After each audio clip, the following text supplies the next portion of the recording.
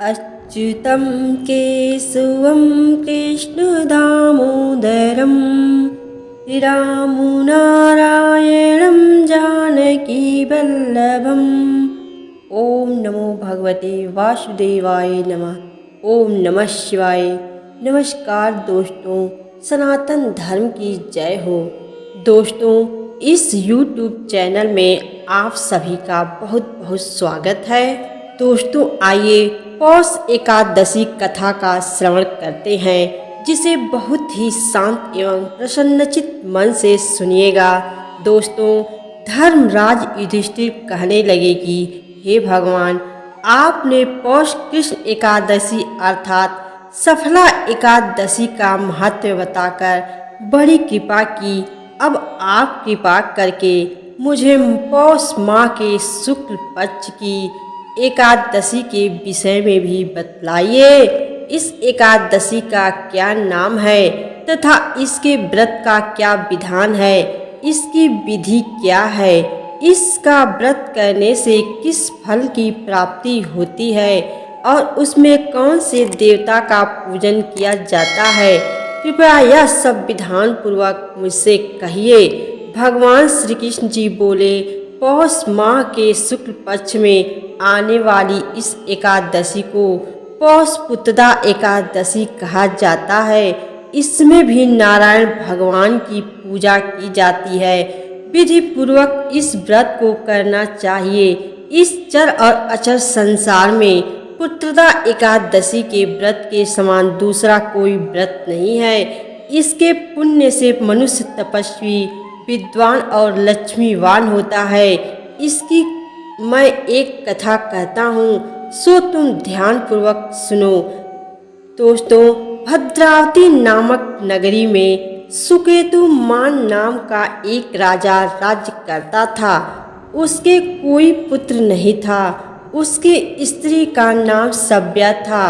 वह निपुत्री होने के कारण सदैव चिंतित रहा करती थी। राजा के पितर भी रो रो कर पिंड लिया करते थे और सोचा करते थे कि इसके बाद हमको कौन पिंड देगा।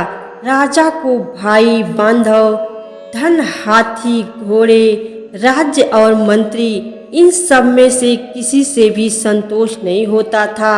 वह सदैव यही विचार करता था कि मेरे मरने के बाद मुझको कौन पिंड दान करेगा। बिना पुत्र के पितरों और देवताओं का ऋण मैं कैसे चुका सकूंगा। जिस घर में पुत्र न हो उस घर में सदैव अंधेरा ही रहता है। इसलिए पुत्र उत्पत्ति के लिए व्रत करना चाहिए। जिस मनुष्य ने पुत्र का मुंह देखा है वह धन्य है।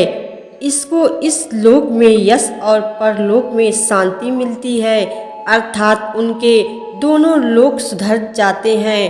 पूर्व जन्म के कर्म से ही इस जन्म में पुत्र, धन आदि प्राप्त होते हैं।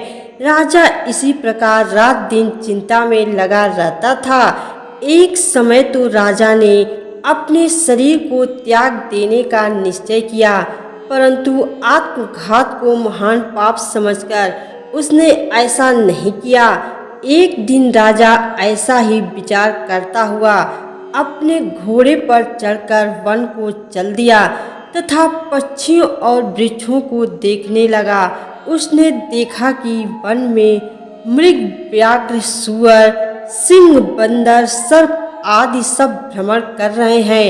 हाथी अपने बच्चों और हथिनियों के बीच घूम रहा है। इस वन में कहीं तो गीदड़ अपने कर्कश स्वर में बोल रहे हैं, कहीं उल्लू ध्वनि कर रहे हैं। वन के दृश्यों को देखकर राजा सोच विचार में लग गया। इसी प्रकार आधा दिन व्यतीत हो गया। वह सोचने लगा कि मैंने कई यज्ञ किए, ब्राह्मणों को स्वादिष्ट भोजन से तृप्त किया, फिर भी मुझको दुख प्राप्त हुआ क्यों। राजा प्यास के मारे अत्यंत दुखी हो गया और पानी की तलाश में इधर उधर फिरने लगा। थोड़ी दूरी पर राजा ने एक सरोवर देखा। उस सरोवर में कमल खिले थे तथा सारस, हंस, मगरमच्छ आदि विहार कर रहे थे। उस सरोवर के चारों तरफ मुनियों के आश्रम बने हुए थे। उसी समय राजा के दाहिने अंग फड़कने लगे। राजा शुभ शकुन समझकर घोड़े से उतरकर मुनियों को दंडवत प्रणाम करके बैठ गया। राजा को देखकर मुनियों ने कहा, हे राजन, हम तुमसे अत्यंत प्रसन्न हैं। तुम्हारी क्या इच्छा है, सो कहो। राजा ने पूछा, महाराज, आप कौन हैं और किस लिए यहाँ आए हैं? कृपा करके बतलाइए। मुनि कहने लगे कि हे राजन, आज संतान देने वाली पुत्रदा एकादशी है। हम लोग विश्वदेव हैं और इस सरोवर में स्नान करने के लिए आए हैं। यह सुनकर राजा कहने लगा कि महाराज, मेरे भी कोई संतान नहीं है। यदि आप मुझ पर प्रसन्न हैं तो एक पुत्र का वरदान दीजिए। मुनि बोले, हे राजन, आज पुत्रदा एकादशी है। आप अवश्य ही इसका व्रत करें। भगवान की कृपा से अवश्य ही आपके घर में पुत्र होगा। मुनि के वचनों को सुनकर राजा ने उसी दिन एकादशी का व्रत किया और द्वादशी को उसका पारण किया। इसके पश्चात मुनियों को प्रणाम करके महल में वापस आ गया। कुछ समय बीतने के बाद रानी ने गर्भ धारण किया और 9 महीने के पश्चात उनके एक पुत्र हुआ। वह राजकुमार अत्यंत सूरवीर, यशस्वी और प्रजापालक हुआ। श्री कृष्ण बोले, हे राजन, पुत्र की प्राप्ति के लिए पुत्रदा एकादशी का व्रत करना चाहिए।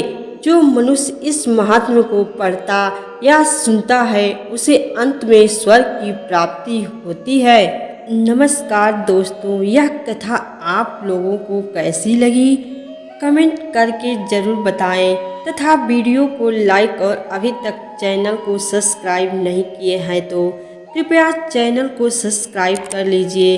सदैव आपके ऊपर श्री हरि विष्णु जी की कृपा बनी रहे। नमस्कार दोस्तों, धन्यवाद।